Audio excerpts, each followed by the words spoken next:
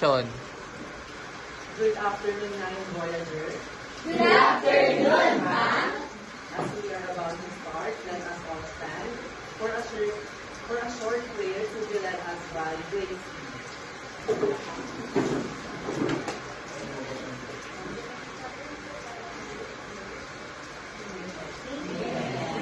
Again, good afternoon, Nine Voyager.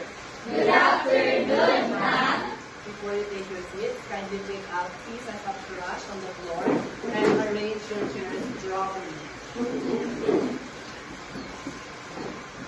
For me to check if you are physically present today, these are your new tabs. So I want you to get it that for me to monitor who are the absent today. So row 1.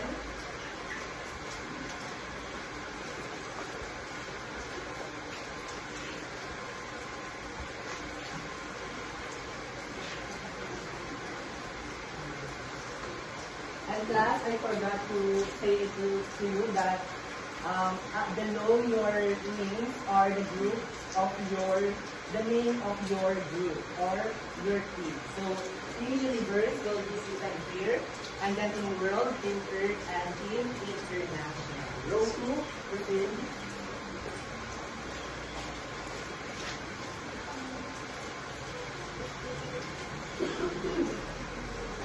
To be followed by the last row.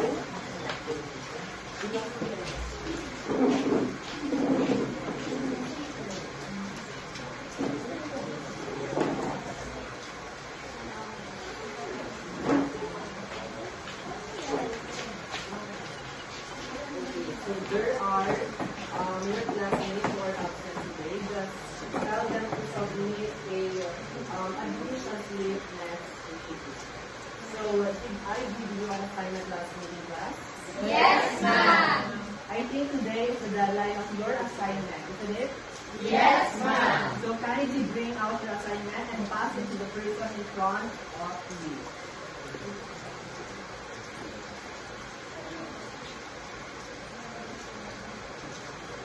Okay, so for us to have fun and also to have productive learning experience, I would like to introduce to you our classroom rules. Everyone, kindly read. Respect everyone. Focus and learn. Do your best. Create and collaborate. Display a positive attitude. Okay, so I am expecting that everyone will be guided with our classroom guidelines or rules the whole time. Can I count on you, class? Yes, ma'am. Alright. Let's have a short recap of our previous discussion. So what was our last topic? Our topic last meeting. Yes, blessing. So I think our topic last meeting is about independent. Yes, you are right. To further check your understanding of our previous topic, I will show you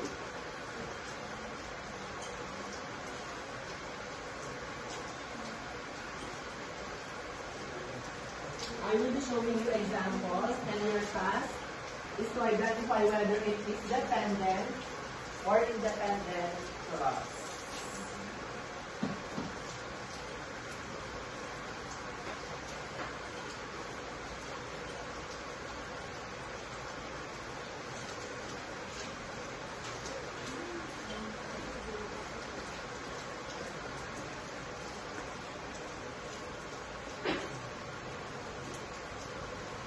Can you read, everyone? Because the rain wouldn't stop. Who wants to identify whether it is dependent or independent clause? Yes? Bless you. Just put it to the right column. Column A, which is the dependent clause, and column B is the independent clause. So it is dependent. Yes, you are correct. Next. She finished her assignment early. Yes, Jasmine.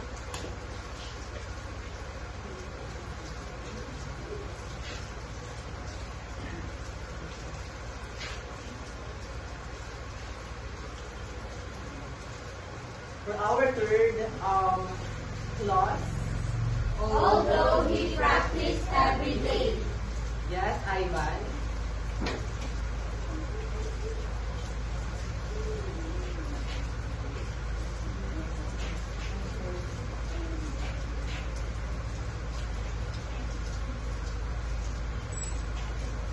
As for our task, The dogs run around the yard. yes, Alvina.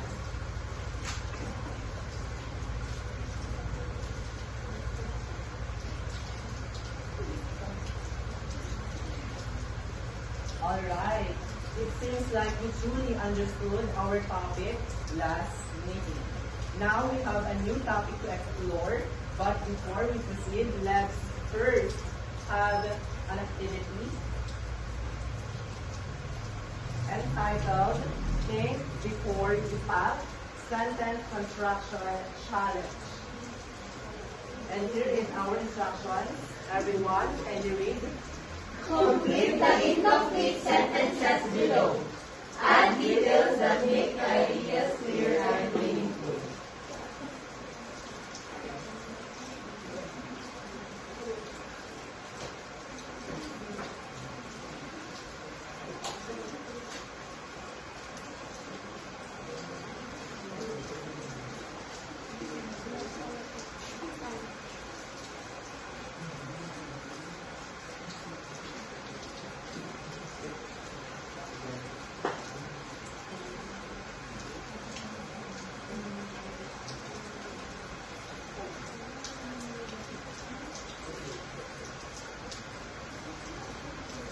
What I am holding on are incomplete sentences. And your task is to add details for this incomplete sentence, create a meaningful idea. Of course, it's from you. Okay?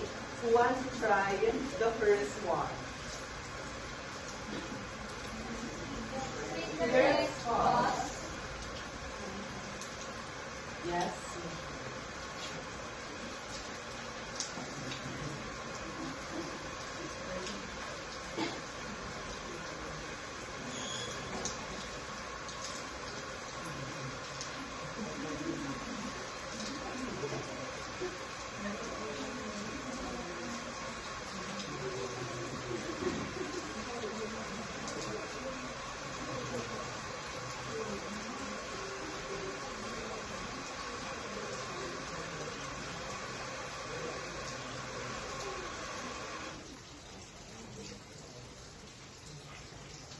Thank you, Michelle. For our second incomplete sentence, Some people quit smoking. who wants to try? Add details to make it complete, to make this sentence complete. Yes, Ivan.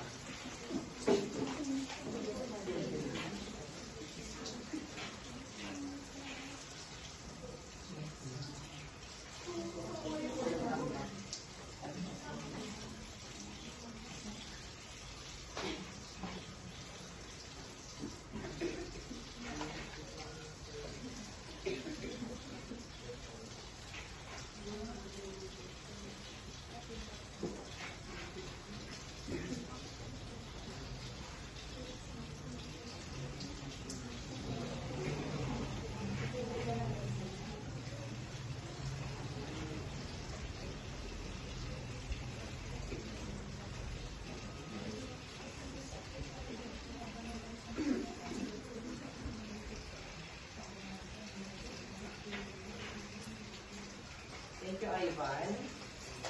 For our third incomplete sentence, Because cigarettes contain harmful chemicals.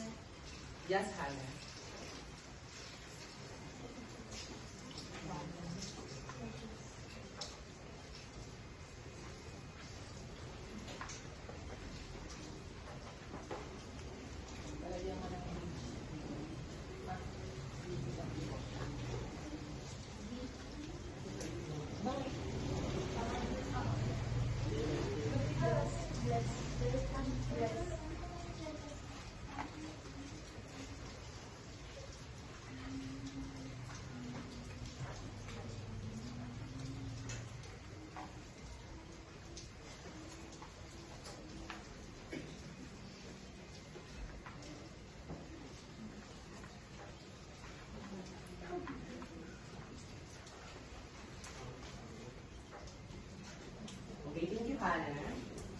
And for our last incomplete sentence, While smokers understand the risk, they continue the habit and just last.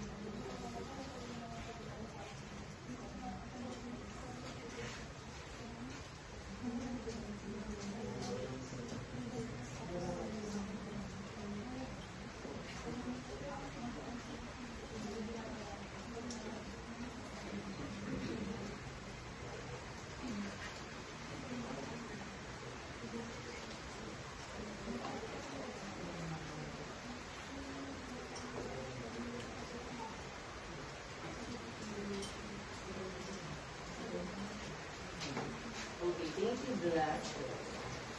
Class, based on your work, what can you observe? Yes, Hannah. Sentences are all about smoking and its consequences. Yes, you have 8 points. Okay, so these sentences follow a proper structure. So what will be our topic today? Yes, Blessing. Based on our activity, I think our topic for today is about the types of sentence structures. Exactly. It's all about types of sentence structure. How about the story that we are going to read today based on the sentences? Yes, Michelle. I think the title of the story is Smokers. By?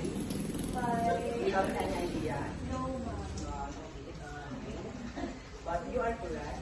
The title of the story that we are going to read today is Smokers by Tobias Wall. Okay, so the following are expected of you at the end of the discussion. Everyone, can you read? identify the 4 types of sentence structure. Simple, compound, complex, and compound complex by analyzing sample sentences taken from the story Smokers by Tobias Wolff and activities presented. Differentiate the 4 sentence structures by explaining their features to show how ideas are connected within each other. And produce clear and well-constructed sentences that demonstrate correct use of simple, compound, complex, and compound complex structures using appropriate cohesive devices. Now we are going to read the story of Smokers by Tobias Wall. So please get 1 and 2.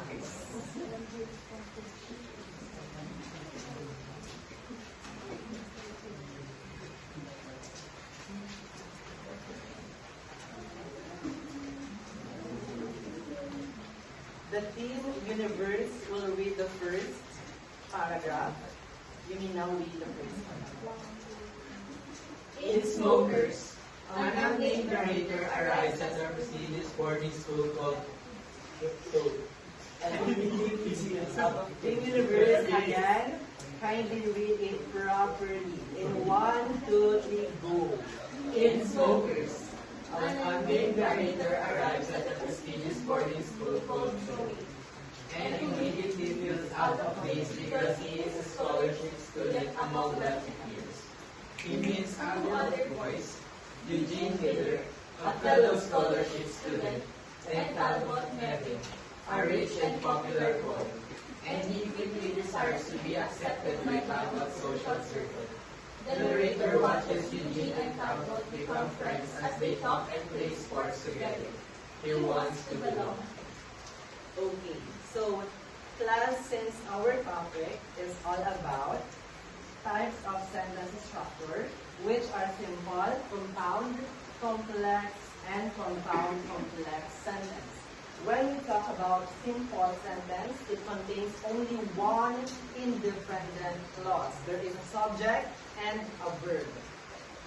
Compound sentence contains two independent clauses joined by a coordinating conjunction. We have the fun boys. Can you give one? For. And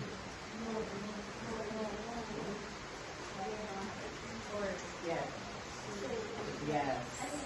And the third one is the complex, which consists of one independent clause and one dependent clause. And the fourth one, the compound complex sentence, it contains at least two or more independent clauses and at least one dependent clause.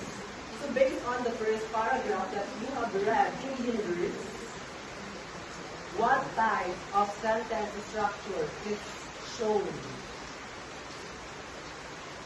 The universe will be the one who will answer the question.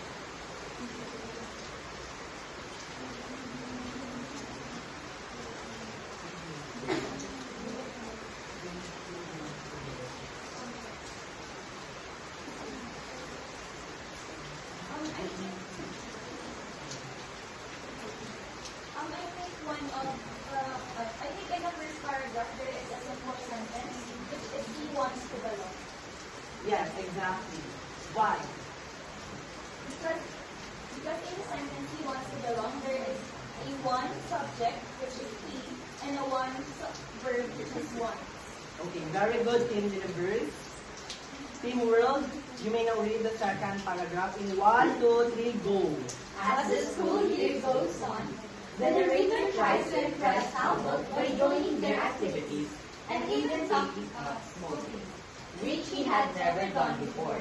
But he still feels inferior, and Eugene's natural confidence makes Talbot pay more attention to Eugene than to him. The narrator hopes that becoming like Talbot will help him leave behind his middle-class past, so he reluctantly follows that's what Talbot and Eugene do. Yet he grows increasingly jealous of their friendship. In one key moment, Eugene is caught smoking in the dorm and faces serious punishment, and the narrator stays silent even though it was really Talbot's cigarette that caused the trouble because he fears confessing the truth.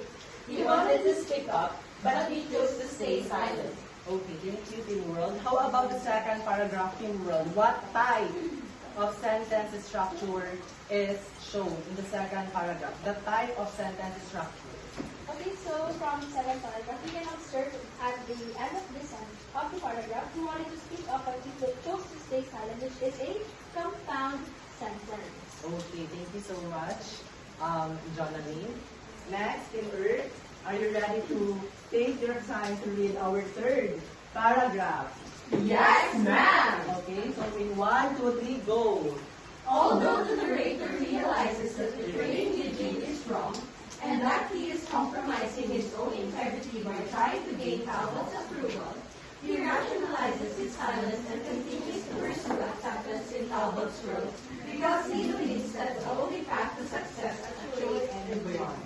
As the story progresses, the narrator's sense of self becomes more conflicted, and his moral hesitation highlights the tension between authenticity and social ambition in the competitive environment of the school.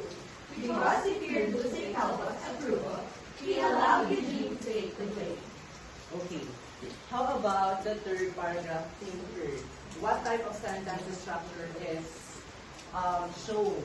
What type of sentence structure can be seen in the third paragraph? Yes, Hannah. So I think as one of the sentences in the third paragraph, located at the end, we have, because he feared losing Talbot's approval, he allowed Eugene to take the blame, which is a complex sentence because it contains one independent clause, which is he allowed Eugene to take the blame, and it also contains one dependent clause, which is because he feared losing Talbot. Very good, Hannah. It's time, Team International, for you to read the last paragraph in 1, 2, 3, go. In the end, Eugene is proud while the narrator gains the opportunity to room with Talbot. Yet the narrator's silence feels hollow because he has lost his former friend and compromised his own values. And this outcome shows his poor status has ultimately cost him integrity and genuine connection. The story closes with the narrator reflecting on his choices, and although he has achieved the acceptance he sought, he He is well aware that it came at a moral price. He wanted success, but he sacrificed his integrity and he stayed silent because he feared the consequences. Okay, Team International, same question with groups 1, 2, and 3.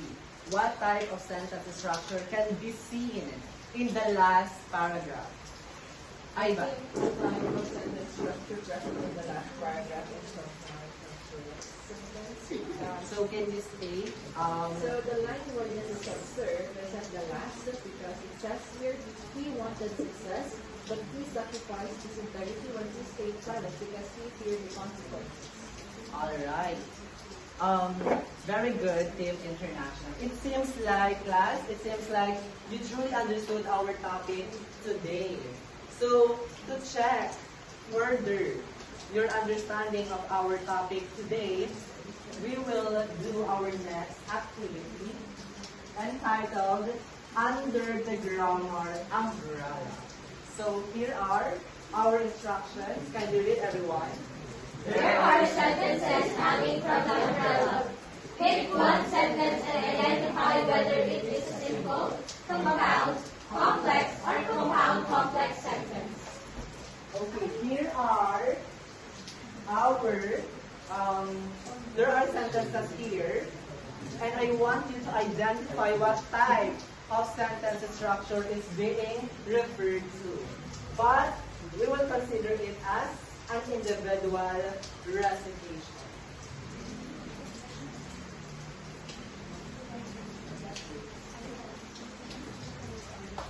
So we have here the list of your names.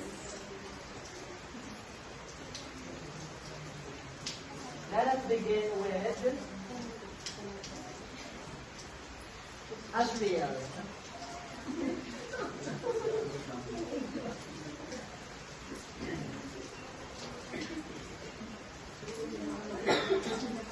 Kindly choose one sentence here, and what you need to do is to identify what type of sentence is structure.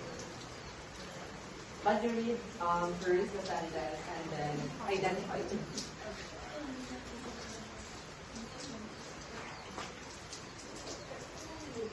Yes. So here is my sentence. Thank you for the sentence. Double time, actually.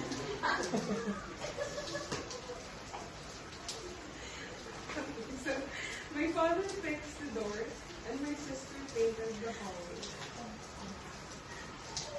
This sentence is compound. Is she correct, class? Compound, complex? Did you really understand our topic until? Again, repeat. Again, read it. My father and his sister Ashriel, be painted the serious, hallway. Ashriel.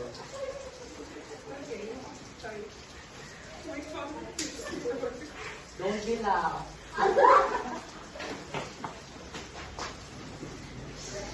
And my sister painted the hallway.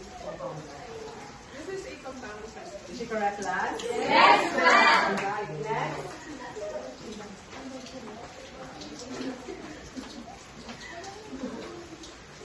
Alwina.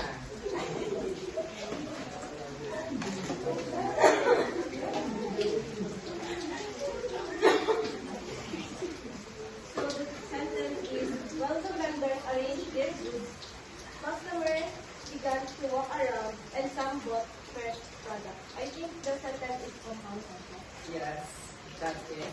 Compound complex. Next, Alexis.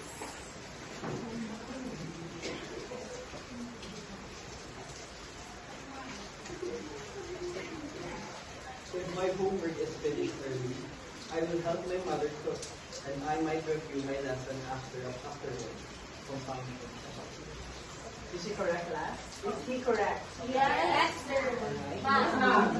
Thank you, Alexis. I think Judette is absent today, isn't it? Yes, ma'am.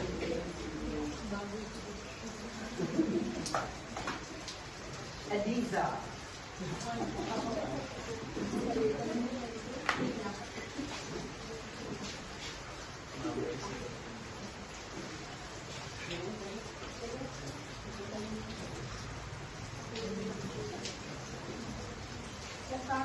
got up together, and the parents discussed the plans for the day. Patience is compounding. Is she correct, class? Yes, ma'am. Thank you, Eliza. We have Michelle.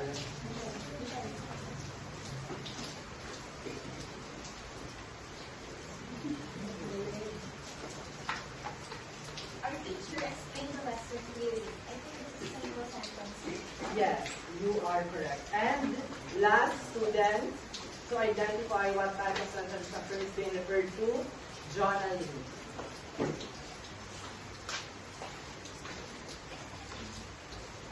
Sorry.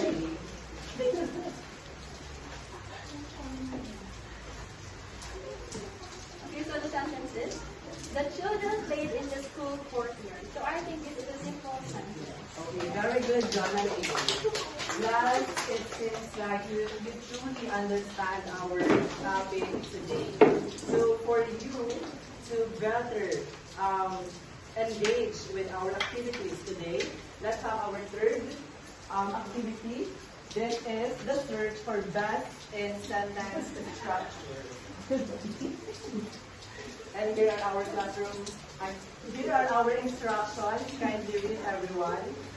Each room will be given an envelope that contains a picture, manila paper, and marker. Analyze the picture and create 4 sentences according to its type of structure. Write it down on manila paper. You will have 5 minutes for preparation and 1 to 2 minutes for presentation. After presentation, we will be having an awarding for those students who created the best examples. Okay, I want one representative from your group to get your envelope. In University Group, International.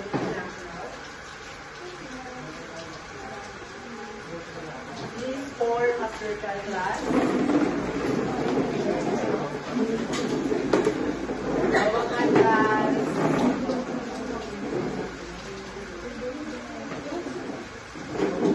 And this is our rubric. So your timer starts now.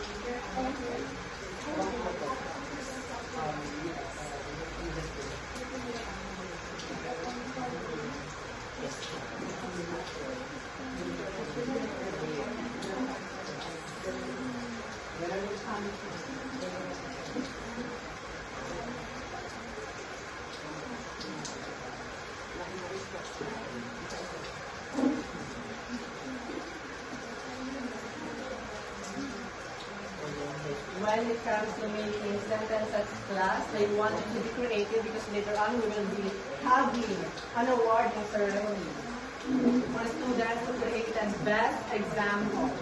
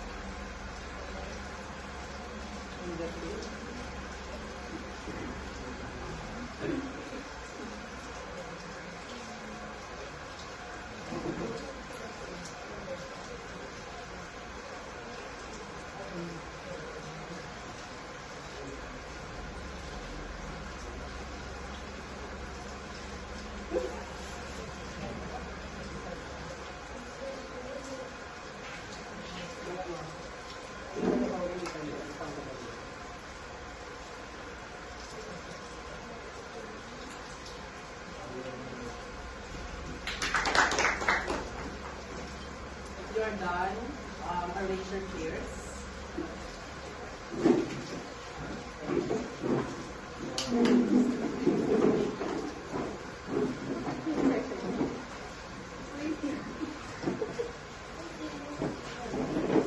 Teams Universe and International will be the ones who will explain their word today.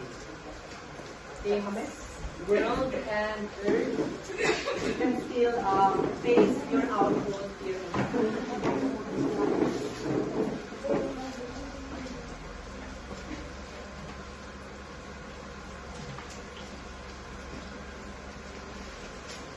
And then if you are done, you're going to face your output. And you are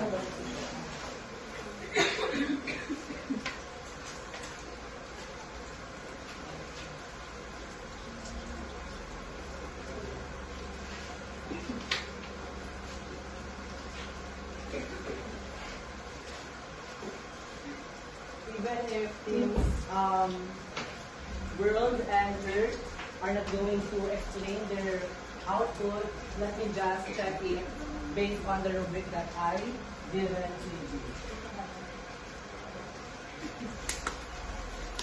Are you done in Universe?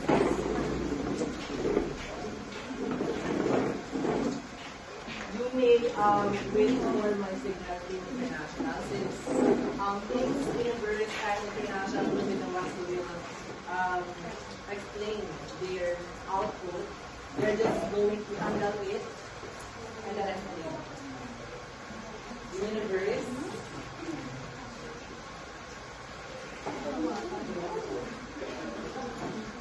Okay, so here is our image, which is about the 500 peso bill controversy surrounding the Christmas season in the October.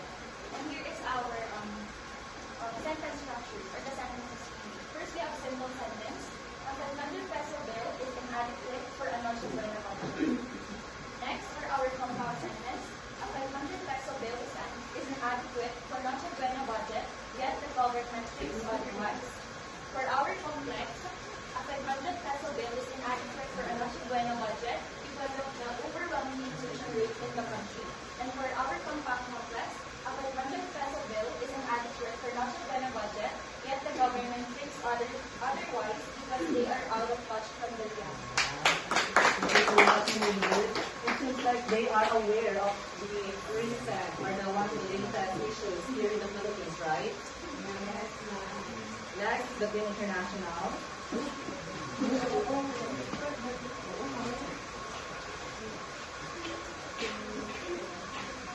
So our reference is this. So it's a scale. So our simple sentence, justice is what?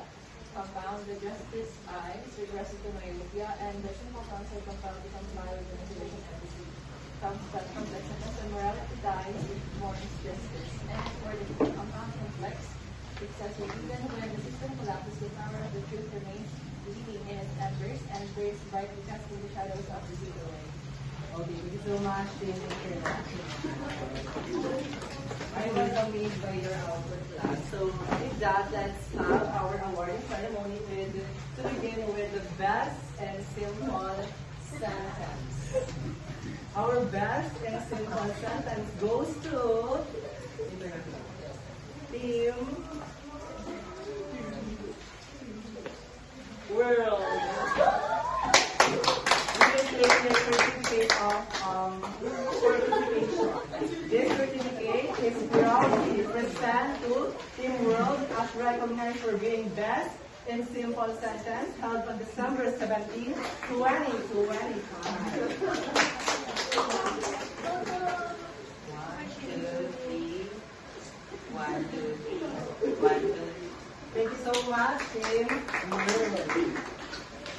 our best in compound sentence goes to Team Universe.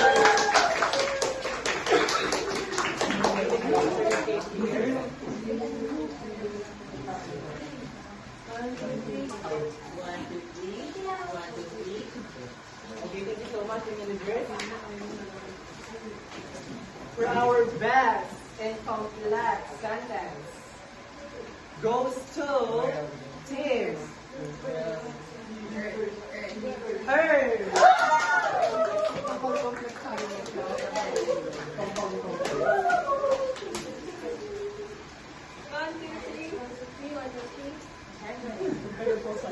And the last group that aim or achieve the best in compound complex sentence, which is I think one of the hardest type of sentence structure, goes to Team International.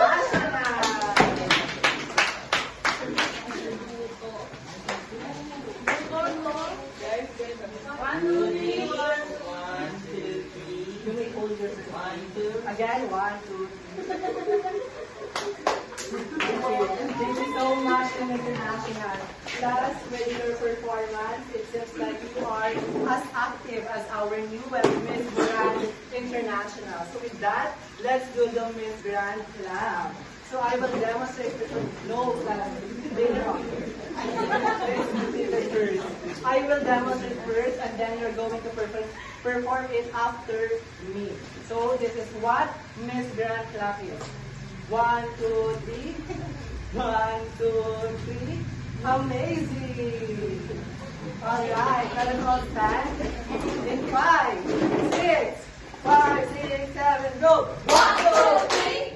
1, 2, 3. Amazing! Alright. Today, we discuss about 4 types of sentence structure, which are simple, compound, complex, and compound complex sentence. When we say simple sentence, it contains only one independent clause. Compound, there are 2 independent clauses. Complex, there is one independent clause and at least one dependent clause. And compound complex sentence, it contains or it features 2 or more independent clauses and at least one dependent clause. We also engage in different activities. Okay, so I want you to bring out one portion of paper and write what have we learned today.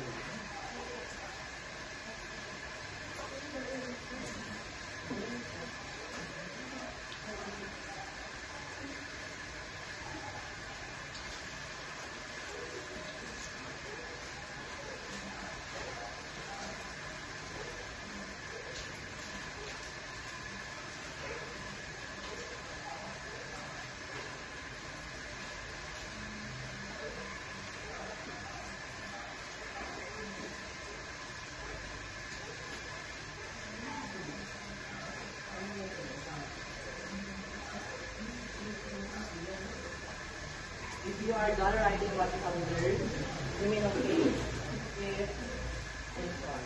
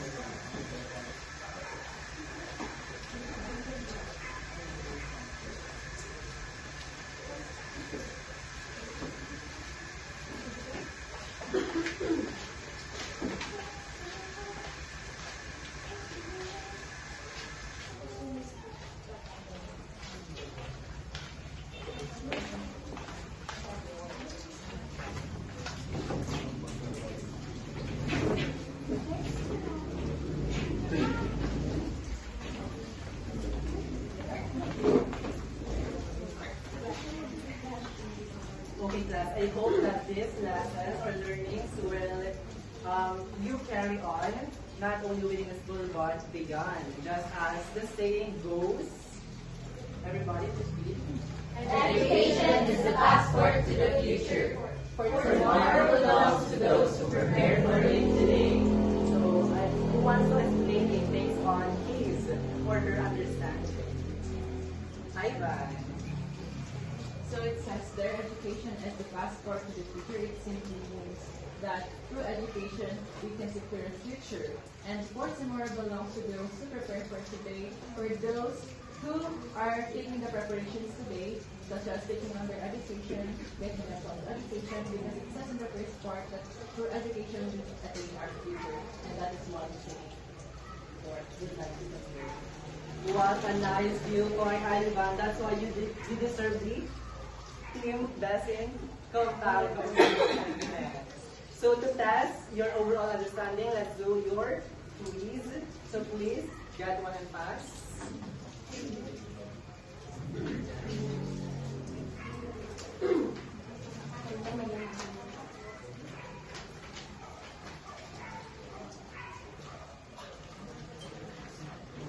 Are you done, class? Yes.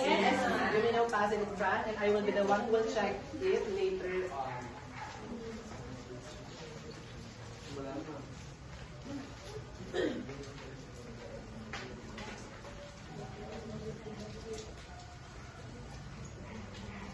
And for your assignment, I want you to do, everybody, please read.